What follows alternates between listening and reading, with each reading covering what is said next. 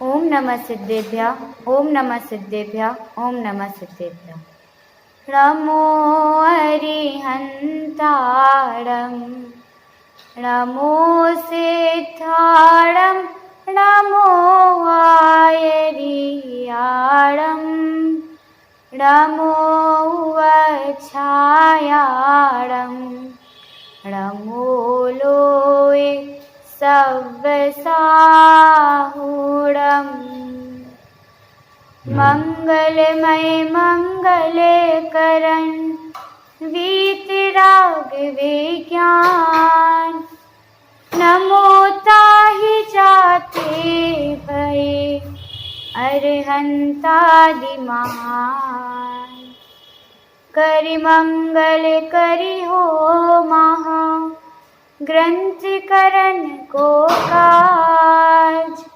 जाति मिले समाज सब, पावे निज पद राज। मिथ्या भाव अभाव ते, जो प्रगटे निज भाव। सो जयवंत रहो सदा, यही मोक्ष उपाय।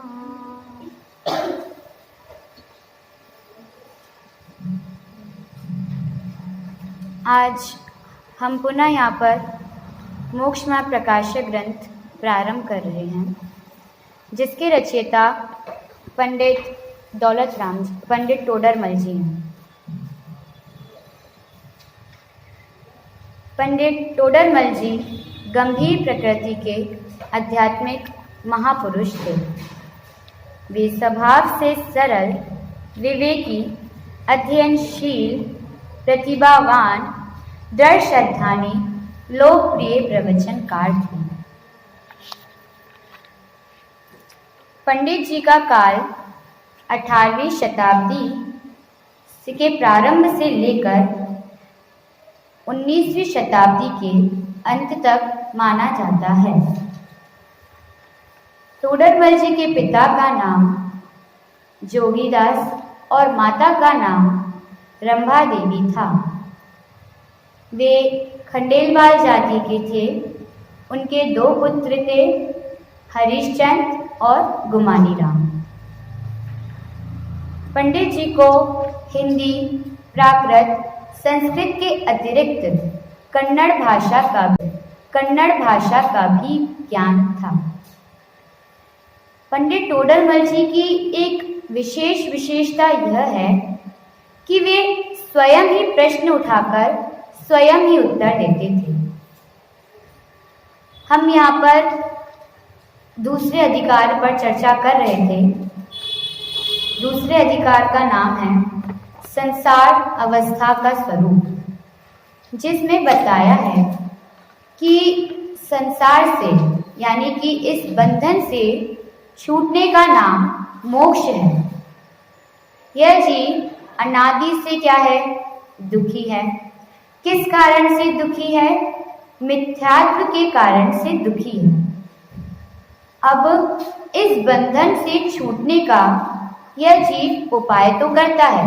अब दुख है, बुरा तो लगता ही है, तो उपाय तो करता है छूटने का, परंतु सच्चा उपाय नहीं करता, इसलिए छूट नहीं पाता। उपाय करता है परंतु सच्चा उपाय नहीं करता, इसलिए छूट नहीं पाता है, और इसलिए यह जीव व्याकुल होता रहता है। इस अधिकार में यह बताया है कि जीव और कर्मों का अनादि से संबंध है, परंतु तब भी वे भिन्न भिन्न हैं। 8 कर्मों का इसमें विशेष वर्णन दिया गया है और उनके क्या क्या कार्य हैं इस अधिकार में बताया गया है। इसका जो सबसे पहला विषय था वह था कर्म बंधन का निदान, जिसमें बताया है कि ये जो कर्म है यह कैसा है, ये एक रोग के समान कहा, ये कर्म एक रोग के समान कहा, और उसका निदान इस अधिकार में बताते हैं। दूसरा था हमारे पास कर्मों के अनादिपने की सिद्धि, जिसमें बताया कि जीव और कर्मों का अनादि से संबंध है। फिर जीव और कर्मों की भिन्नता विषय आया। अब यहाँ पहले बोल दिया कि जीव और कर्मों का अनादि से संबंध तो है, परंतु वह कैसा संबंध है कि एक क्षेत्रावगाह संबंध है। एक क्षेत्रावगाह संबंध यानी एक क्षेत्र में रहकर भी जो भिन्न भिन्न रहे, ऐसा एक क्षेत्रावगाह संबंध है।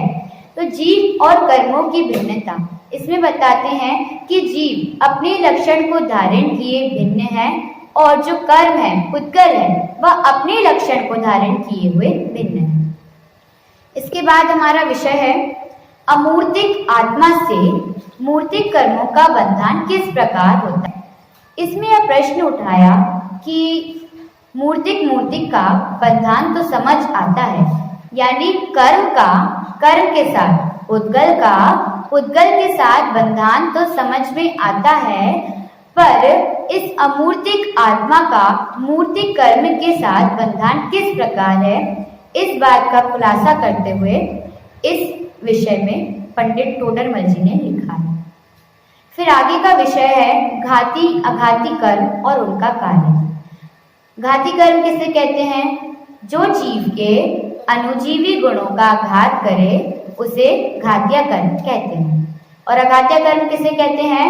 जो जीव के अनुजीवी गुणों का घात नहीं करे उसे अघातिया कर्म कहते हैं। टोटल कितने होते हैं कर्म? 8। कौन कौन से? ज्ञानावर्णी, दर्शनावर्णी, मोहिनी, अंतराय, वेदनी, आयु, नाम, गोत्र। ज्ञानावर्णी, दर्शनावर्णी, मोहिनी और अंतराय ये घाती कर्म, और वेदनी, आयु, नाम और गोत्र ये अघाती कर्म। ठीक है, इसका विषय भी हम पढ़ चुके हैं।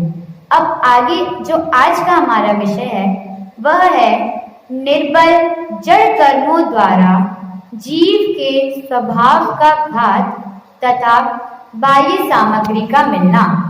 इस विषय पर आज हम यहाँ चर्चा करने वाले हैं। निर्बल जड़ कर्म, अब यहाँ पे जड़ कर्म है, उसको क्या कहा? निर्बल कहा। निर्बल अर्थात बल से रहित कहा। निर्बल जड़ कर्म द्वारा जीव के स्वभाव का घात तथा बाह्य सामग्री मिलना। अब यहाँ जब जड़ कर्मों को निर्बल यानी बल से रहित कह दिया, तो इससे यह सिद्ध होता है कि ये जो कर्म है यह जीव का कुछ नहीं कर सकते। क्या सिद्ध हुआ? ये जो कर्म है यह जीव का कुछ नहीं कर सकते, क्योंकि इनमें इतनी शक्ति है ही नहीं। मतलब हम जो कर्मों को दोष देते हैं कि कर्मों के कारण ऐसा हुआ, कर्म ऐसे थे इसलिए ऐसा हुआ, तो ऐसा नहीं है। कर्म अपने आप थोड़ी आते हैं कि हाँ भाई मन कर रहा है चलो इस व्यक्ति के पास जाना है, हम इसके पास चलते हैं, ऐसा थोड़ी होता है। जैसे जीव के परिणाम होते हैं वैसे कर्म बनते हैं। तो निर्बल जड़ कर्मों द्वारा जीव के स्वभाव का घात। अब यहाँ किसी को प्रश्न हो रहा होगा कि जब कह दिया कि जो जड़ कर्म है वो निर्बल है, उनमें शक्ति नहीं है, तो वे जीव के स्वभाव का घात कैसे कर रहे हैं? तो उसका समाधान यह है कि जब तक हमने कोई अपराध नहीं किया तब तक कोई कर्म नहीं बंधेगा, लेकिन अगर हमने कोई अपराध किया तो कर्म बंधेंगे।